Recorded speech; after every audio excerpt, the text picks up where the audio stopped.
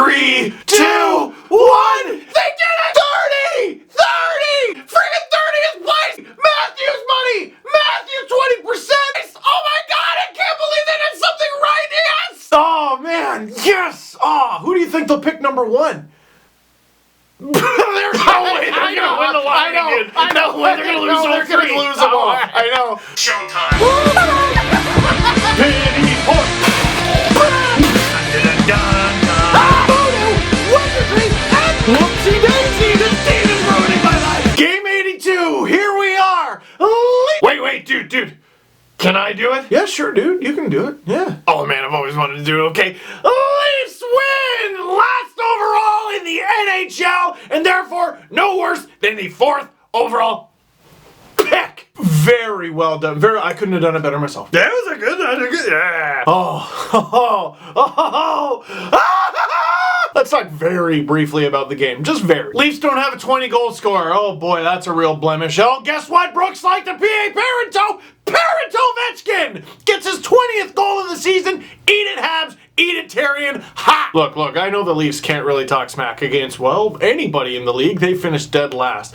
But PA Parento, he made a couple people look silly, didn't he? There were 2 guys sitting on 19 heading into this game. Leo Komarov, PA Parento. At least one of them hit 20. Of course, we do have a bit of a problem. The Leafs are winning! Devils, you owe us. But you took Lamoriello. We're giving you a 3rd-round pick for that. That's the compensation. Shut up. You still owe us for playing Scott Clemenson. Oh, and then Devontae Smith-Pelly ties it up. He's been hot since he's become a Devil too. Thank you, Habs, again. A local boy scoring to tie the game up. Take the Leafs lead away. Thank you very much, DSP. And of course, Pavel Zacha first. NHL point. Pavel, you're young, but you're good. Adam Henrique, just 2 goals shy of 30. Well, tell you what, there's 29. Did that feel good? I bet it did. Here's number 30. 3-1 lead Devils. And all I could think heading into the 3rd period was the Devils are going to score again. They're going to go up 4-1. And the Leafs are going to mount a huge comeback and win 5-4 in overtime. And then I am going to jump into an active volcano. But it's okay. We know what's going on in this one. Pavel Zacha, you want your first career NHL point? You go ahead and you get it. Adam Henrique, you want your 30th goal of the season? You go ahead and get it. What? Who's this Tuomo Ruutu guy? He doesn't even have a point. Give him a point, you silly geese. Who is this? Kyle Palmier? He's sitting on 29 too. Give him one. Just do it. It's the last game of this. Give him one. Is there anyone else? Any other requests? Any other Oh, Patrick Elias. Get him one. Get him quick. There's less than 20 seconds left. There you go. Way to go, Patrick. Patrick Elias scoring. It's a beautiful sight. They're chanting for him. It probably didn't make Garrett Sparks feel very good or the Leafs, but you know what? Season's over and it meant a lot to him. Go look. Do yourself a favor. Go look at Patrick Elias's career numbers. He played behind some of the best players in NHL history. You look at a guy like Martin Brodeur, obviously, Scott Stevens, Scott Niedermayer, and then the firepower of a guy like Zach Parise and David Clarkson. But you go look at the numbers of Patrick Elias over his career, and he was an absolutely fantastic player. And I hated him when he played. That's because he always lit the Leafs up. And he only played in 16 games this season. He still had 8 points. And then 3, 2, 1. It's over. It's over. Guys, we did it! Leafs fans, we did it! You and me, man, all the way! We did it! We sat through 82 games of hoping and praying the Leafs finish last, and yet still wanted them to play well and have all the young guys do well and show hope because we're stupid. Hopeful, I'm sorry. This was hard. This was a hard season to do videos for. This was the hardest season to do videos for since the Leafs finished second last in 2010. Oh man, that was a terrible year. Was that the year the Leafs picked second? You know what? Yes, it was. But they're all better now. Leafs finished 30th overall, and that doesn't guarantee they're gonna have the first pick. You know what?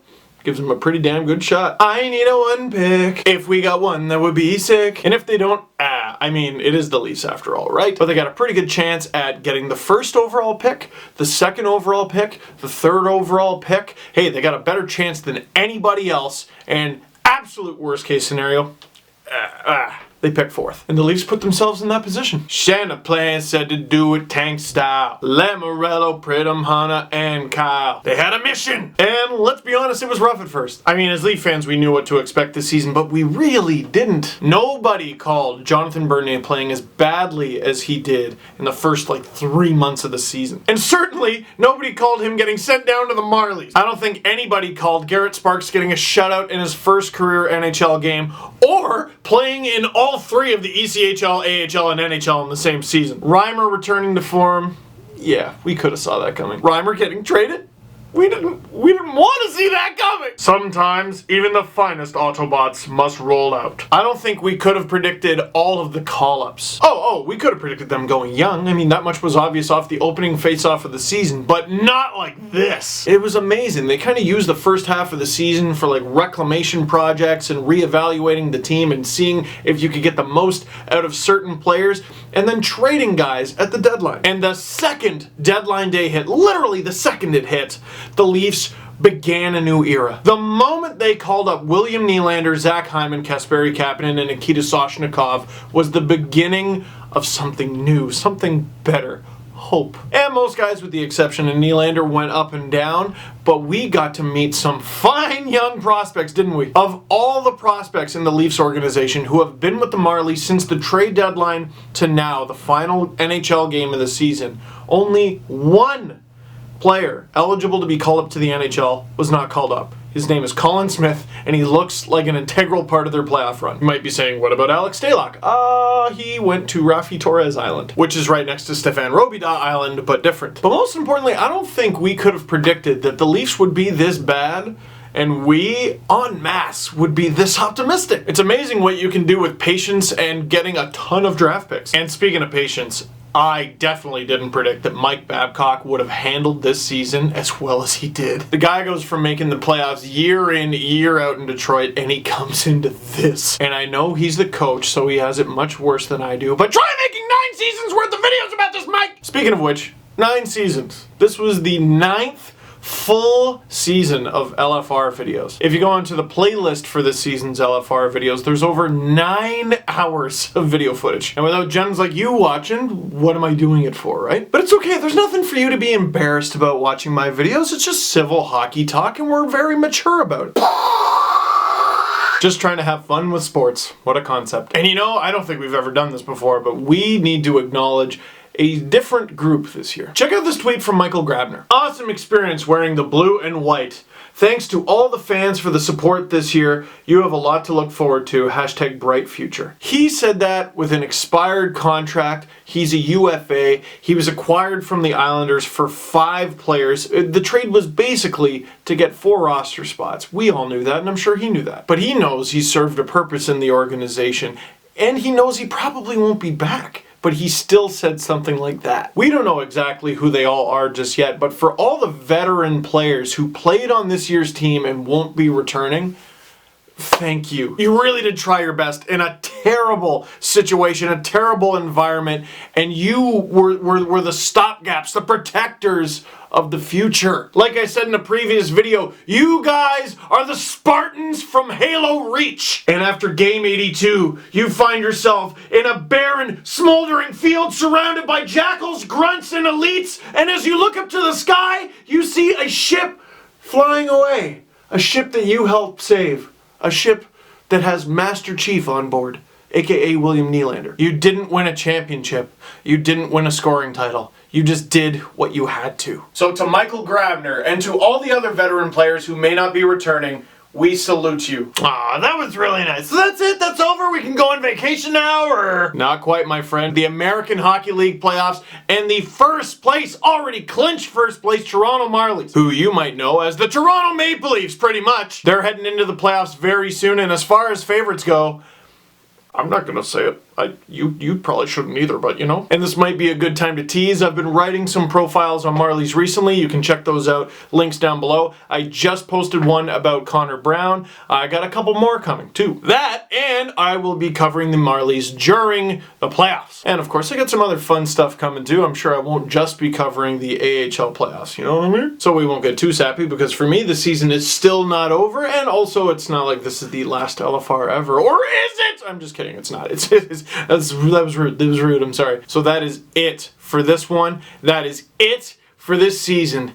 Thank you so much for watching. I can't express my gratitude enough. Click like if you like this video, subscribe if you really like it, you know, all that stuff. Tell all your friends, even though the season's over. Once again, there's that giant playlist, and I don't want to stop doing LFRs. I love you. But it could be the return of Molly Minute, always making up the rest of the words to the song Molly Minute. I'm sorry, play a montage. Hey, wait a sec. Is that my other hat? You are a hat guy, not hats guy. This is mine. Gardner blast it, and thank you very much. Oh, I'm so sad without my Philip. But Terrence, I'm right here. Not you, stupid. Sparkles, the All-Spark. What do you think about changing your name to Garrett Barks? What? You can't just rename him. I asked Garrett. Leo Komarov, who's just a missile. The Uncle Leo missile. Anders, hello. Bernier's finally got the monkey off of his...